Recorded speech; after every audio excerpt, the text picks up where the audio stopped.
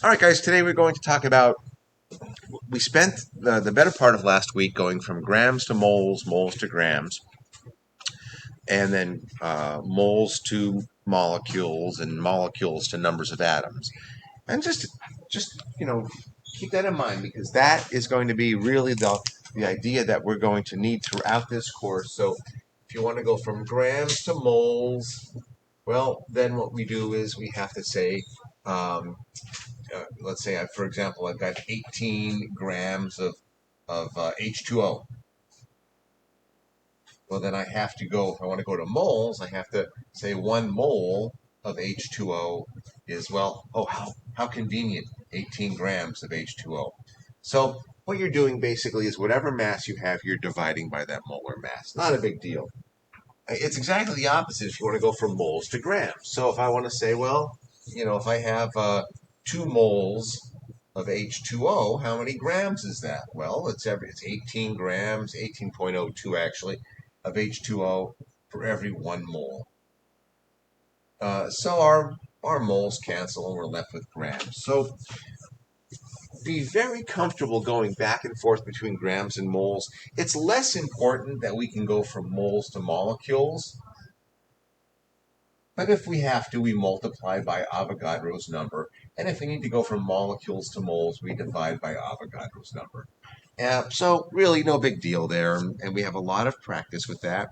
And we'll practice again because at the end of the week, we'll probably have a bit of a longer quiz talking about grams to moles, moles, all this stuff, and also what we're going to cover over the next couple of days, which is balancing chemical equations. And I think today with balancing chemical equations, you have to remember some things. Okay. Now, first of all, let's talk about chemical equations. Chemical equations are a way for us to represent what is going on in a chemical reaction.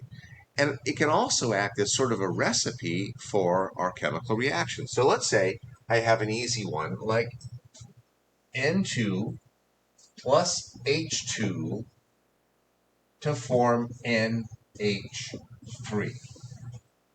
This is a chemical reaction combining nitrogen, and I'm going to put a little parentheses here with a G, and a little parentheses with a G, and a little parentheses with a G. Okay, now let's take a look at some of the components in this chemical reaction. These are the things that are reacting, so we call these reactants. Reactants. This is the stuff that's produced, so we call it the products. Oftentimes there's more than one product. Now I'm looking at this and I'm saying, okay, this is our chemical reaction. But there's something that should bother you here. What's that? It's NH3. NH3 is ammonia, but you got to look. On this side, I've got 2 nitrogens because that N, that little 2 subscript says I have 2 nitrogens. Actually, it's a nitrogen molecule. Looks a little bit like this. Nitrogen and a nitrogen. And I have a hydrogen here. And down here, I've got an ammonia, which looks like this. Well, N, H, H, H. One of the fundamental ideas in chemistry is that we have to have what's called conservation of mass.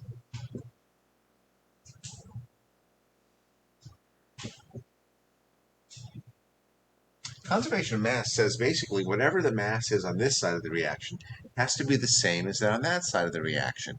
Because mass cannot be created or destroyed, matter can't be created or destroyed, it's just going to change form.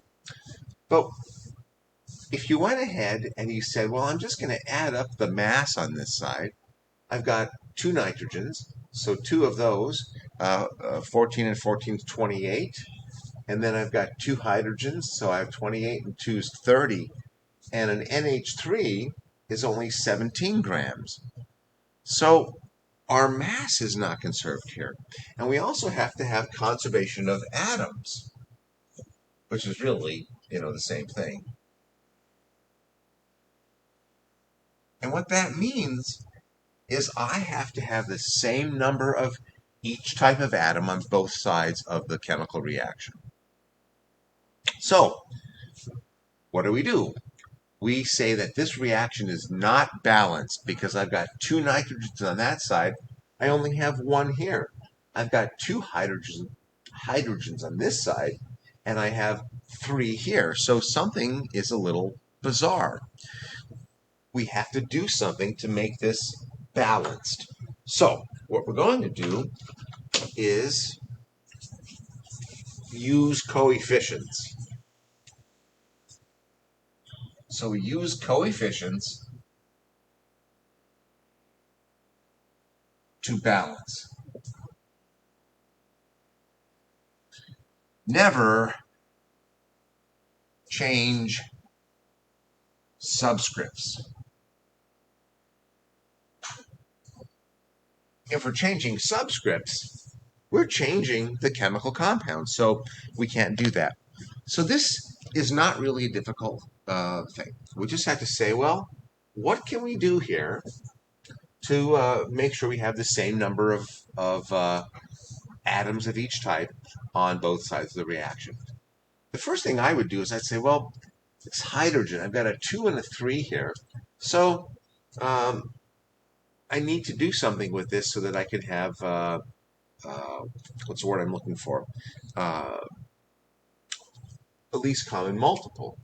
So what can I do? I could put a 3 here. That 3 would give me 6 hydrogens. And on this side, I could put a 2 there. Because that 2 would distribute to each of these atoms. So putting a 2 there says, well, now I've got 2 nitrogens on this side and 6 hydrogens on this side.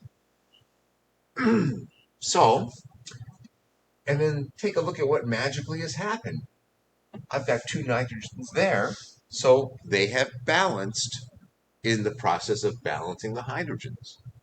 And this using of coefficients is called balancing chemical equations. Let's try some more.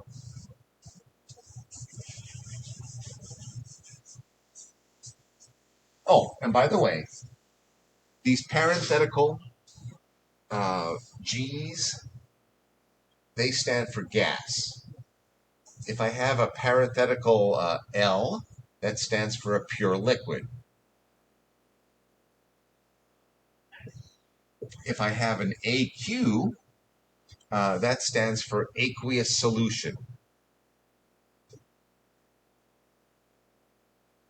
And if I have an S, that S stands for, what do you think? Solid, yeah.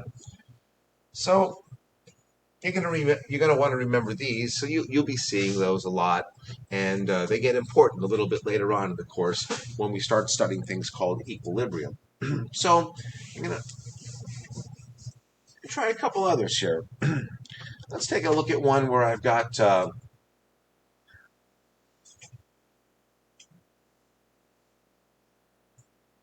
calcium hydroxide plus HCl to give CaCl2 plus H2O. So we need to take a look at something here. Well, I've got one calcium on this side. I've got one calcium on that side. So far, so good. I have one chloride on this side, but I've got 2 there.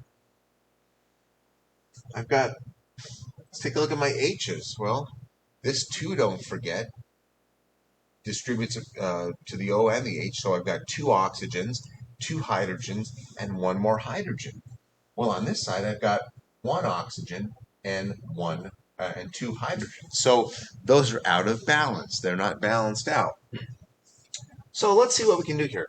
First thing first is I'm going to go ahead and I'm going to put a 2 here to at least get my calciums balanced.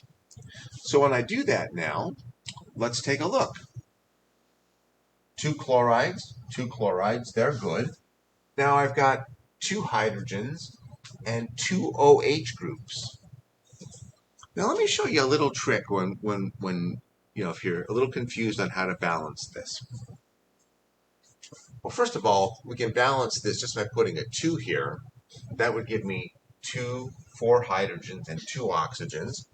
4 hydrogens and 2 oxygens, that's fine. But sometimes people get confused when they see H's and OH's on that side and they see H2O over here. Well, in your mind, if you think of H2O as HOH, you might be, this is a little trick that I tell people. You could say, well, 2 H's there, 2 OH's, so I would just put a 2 there, and then I could rewrite it as 2H2O, just in case that helps you a little bit, okay? So what we're doing, once again, is we are using coefficients to balance for all of our atoms so that we have that conservation of mass, conservation of atoms. Make sense? Think? Yeah. Right? You guys want to try a few on your own? Good. Well, this is what we're going to be working on today and tomorrow. So it's a little worksheet on balancing chemical equations. So I'll come around and pass these out.